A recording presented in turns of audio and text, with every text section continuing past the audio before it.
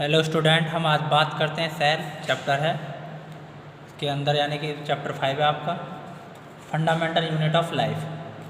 Fundamental unit of life इस chapter के अंदर हम बात करी। हमने कल सेल के बारे में बताया, मैंने आपको सेल को क्या बोलते हैं, फंडामेंटल यूनिट ऑफ लाइफ। किस लिए बोला जाता है ये भी आपने इस वीडियो में देखा था, जो पिछली वीडियो गई है। इससे पार्ट्स ऑफ सेल के बारे में आज पढ़ेंगे। ठीक, सेल की डिस्कवरी में किस किस का रोल था उसके बारे में पढ़ेंगे, और सेल वॉल, सेल मेम्ब्रेन और साइटोप्लाज्म के बारे में हम इसके वीडियो के अंदर पढ़ेंगे। क्लियर? साइटोप्लाज्म, इनके बारे में हम इस वीडियो में पढ़ेंगे। ठीक,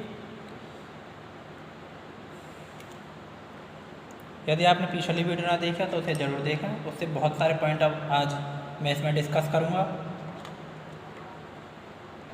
कल हमने बात करी सेल होता क्या है, यानी कि जितनी भी आपकी लिविंग थिंग्स हैं वे सब किससे मिलकर बनी हुई हैं, सेल से मिलकर बनी हुई हैं। सेल की खोज किसने की थी, मैंने बताया आपको, रॉबर्ट हुक ने।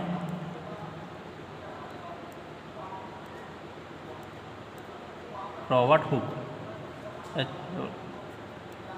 कब की थी? 1665 में। ठीक है, 1665 में। 1665 में सेल की खोज किसने की, यानी डिस्कवर की था रॉबर्ट हुक ने 1665 में। ठीक, इन्होंने किसकी कौन सा वे सेल था, वे था आपका डेड सेल। ठीक, कौन सा सेल था, वे डेड सेल। इन्होंने सबसे पहले खोज की थी रॉबर्ट हुक ने। वे कौन सी सेल की थी, डेड सेल की। और जो लिविंग सेल की किसने की थी खोज, उसके बारे में बताता हूँ। लिविंग सेल की जो खोज की थी वह की थी ल्यूवन हुक ने। किसने की थी? ल्यूवन हुक। लिविंग सेल की खोज किसने की थी? ल्यूवन हुक ने की थी। कब की थी? ये की थी आपकी 1674 में। क्लियर? लिविंग सेल की खोज की थी ल्यूवन हुक ने 1674 में, और जो डेड सेल था उसकी खोज की थी रॉबर्ट हुक ने। वे कब की थी? 1665 में। यदि आपसे पूछे कि सेल की खोज सबसे प्रथम किसने की थी, वे की थी रॉबर्ट हुक ने। यदि वे कहे डेड सेल की किसने की थी, रॉबर्ट हुक ने, और लिविंग सेल की किसने की थी सबसे पहले, वे की थी ल्यूवन हुक ने 1674 में। ठीक, ये है सेल। ये क्या है? सेल है। क्लियर? इसका ये क्या होता है? न्यूक्लियस, यानी केंद्रक। ये इसकी जो ये होती है, इसकी जो दीवारें हैं, ये इसके और पास ये है सेल मेम्ब्रेन, जो बात की थी हमने, सेल वॉल। ठीक, सेल में जो इसके अंदर, ये आपको पता चली गया है कि सेल की खोज किसने की थी? रॉबर्ट हुक ने। लिविंग सेल की खोज किसने की थी? ल्यूवन हुक ने। इन्होंने कब की थी? रॉबर्ट हुक ने 1665 में, इसने की थी 1674 में। ठीक, ये आपका सेल है। सेल के अंदर ये क्या है? इसका न्यूक्लियस। ये सेल है, ये क्या है? इसका न्यूक्लियस। जो ये इसकी बाउंड्री है, ये बाउंड्री जो लेयर है आउटसाइड, जो ये बाउंड्री है, ये क्या है? Cell membrane. क्या कहलाती है? इसे बोलते हैं सेल मेम्ब्रेन। ठीक, जो आउटर है इसे बोलते हैं सेल मेम्ब्रेन। और जो इसका इसे जो केंद्रक है इसे बोलते हैं न्यूक्लियस। क्या बोला जाता है? इसे न्यूक्लियस। जो इसमें ये द्रव भरा हुआ है, जो ये द्रव है, इस द्रव को बोलते हैं साइटोप्लाज्म। क्या बोला जाता है? साइटोप्लाज्म। क्लियर? ये किस टाइप का होता है? ये होता है जेली लाइक। ये जो सब्सटेंस होता है इसमें ये बहुत ही ज़्यादा चिपचिपा होता है। ये कैसे टाइप का होता है? ये जेली लाइक टाइप का सब्सटेंस होता है, ये जेली लाइक। ठीक, जेली लाइक। क्लियर? ये क्लियर हुआ। अब बात करते हैं न्यूक्लियस की। बात करी, न्यूक्लियस की खोज किसने की थी? Discovery of nucleus. न्यूक्लियस की जो सेल के अंदर न्यूक्लियस की जो खोज की थी, वे की थी आपकी रॉबर्ट ब्राउन ने। किसने की थी? Robert brown.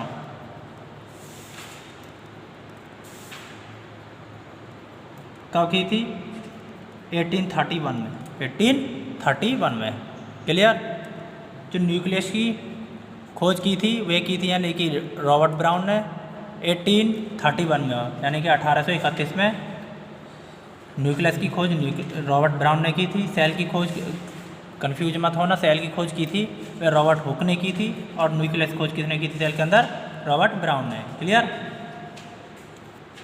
ठीक, ये डिस्कवरी याद रखना।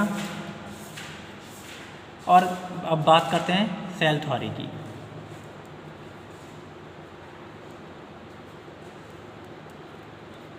क्लियर, सेल थ्योरी क्लियर हुआ। पहले तो सेल के बारे में पता होना चाहिए, सेल होता क्या है, सेल की खोज किसने की, ठीक, लिविंग सेल की खोज किसने की, इसके न्यूक्लियस की खोज किसने की, ये जो आउटर लेयर है इसे क्या बोला जाता है, सेल मेम्ब्रेन, जो इसके अंदर जो द्रव भरा होता है उसे बस साइटोप्लाज्म, और जो ये किस टाइप का होता है, जेली लाइक टाइप का होता है, और जो इसका केंद्रक को क्या बोला जाता है, न्यूक्लियस। ठीक, क्लियर। अब बात करते हैं सेल थ्योरी की, इतना क्लियर हुआ। अब बात करते हैं सेल थ्योरी। सेल थ्योरी है क्या, दो वैज्ञानिक थे, बायोवैज्ञानिक, J.M. स्वैन और स्वेडन। ठीक, स्वान और स्वेडन ने क्या कहा था, इन्होंने अपनी एक थ्योरी दी सेल के उसमें, इनके अकॉर्डिंग, यानी कि जो कौन कौन थे, J.M.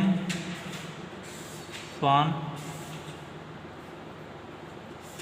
J.M. स्वीडन और स्वान।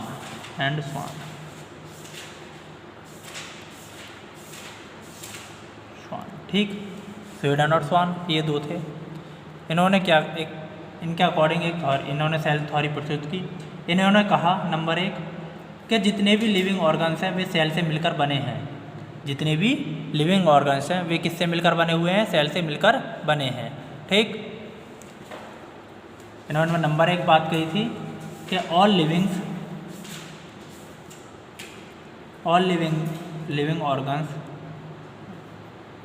organisms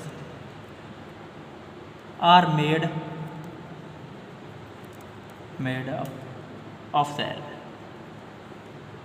of cell and their product, और उनके जो उत्पाद हैं वे भी किससे मिलकर बने हुए हैं, सेल से ही मिलकर बने हुए हैं। इन्होंने यह बात की कि जितने भी लिविंग ऑर्गेनिज्म हैं वे किससे मिलकर बने हुए हैं, सेल से मिलकर बने हुए हैं, और उनके प्रोडक्ट्स भी, और जो उनसे उत्पन्न होने वाले उत्पादक वे भी किससे मिलकर बने हुए हैं, सेल से ही मिलकर बने हुए हैं। और दूसरा पॉइंट इनका था सेल थ्योरी में, और सेकंड पॉइंट इन्होंने दिया था जो cells are the structure, cell is the structure and functional. जो सेल की जो आकृति है, स्ट्रक्चर एंड फंक्शन माने उसके जो कार्य हैं, यूनिट ऑफ लिविंग ऑर्गेनिज्म, यानी कि वे क्या हैं, वे लिविंग ऑर्गन्स किसके यूनिट है, यानी कि वह लिविंग ऑर्गेनिज्म की क्या है, वह इकाई है। यानी कि जो सेल है वह लिविंग जितने भी ऑर्गन्स हैं उसमें क्या किसका कार्य करता है, स्ट्रक्चर का, और उसके जो फंक्शन का जो कार्य करता है वह कौन करता है, सेल ही। ये इन्होंने कहा था। यानी कि सारे जो सेल हैं वे जितने भी लिविंग ऑर्गन्स हैं वे सेल से मिलकर बने हुए हैं। दूसरी इन्होंने बात की कि सेल जो लिविंग ऑर्गन्स हैं उनके स्ट्रक्चर और फंक्शन का कार्य कौन करता है, सेल ही करता है। ठीक, क्लियर। ये इनके 2 पॉइंट महत्वपूर्ण हैं। तीसरा भी इन्हें एक और पॉइंट दिया था कि all cell are basically like in their structure organisations. ठीक, ये इनके 3 पॉइंट थे, पर आपको ये 2 याद करने हैं। पहले कि इन्होंने क्या कहा था, किसने दी सेल थ्योरी, यानी कि स्वान और स्वीडन ने, आपकी J.M. स्वीडन और स्वान ने ये सेल थ्योरी दी। इन्होंने क्या कहा, जितने भी आपके लिविंग ऑर्गन्स हैं वे सेल से मिलकर बने हुए हैं, और जो सेल है उनमें जो क्रियात्मक और संरचनात्मक इकाई है, यानी कि सेल लिविंग जितने सजीव ऑर्गन्स हैं उनमें क्या है, जो सेल है उनमें क्रियात्मक और संरचनात्मक इकाई है। ठीक, ये कहा था। ठीक, आज हम यहीं तक सेल थ्योरी तक ही वीडियो कंप्लीट करते हैं। उसके कल बाद देखेंगे हम यूनिसेलुलर और मल्टीसेलुलर ऑर्गेनिज्म की। ठीक, यूनिसेलुलर जिसमें एक सेल कोशिका, और मल्टीसेलुलर यानी कि बहुसेल कोशिका के बारे में हम कल पढ़ेंगे। ठीक, यहाँ तक अपनी कॉपी में नोट कर लें। Okay, thank you.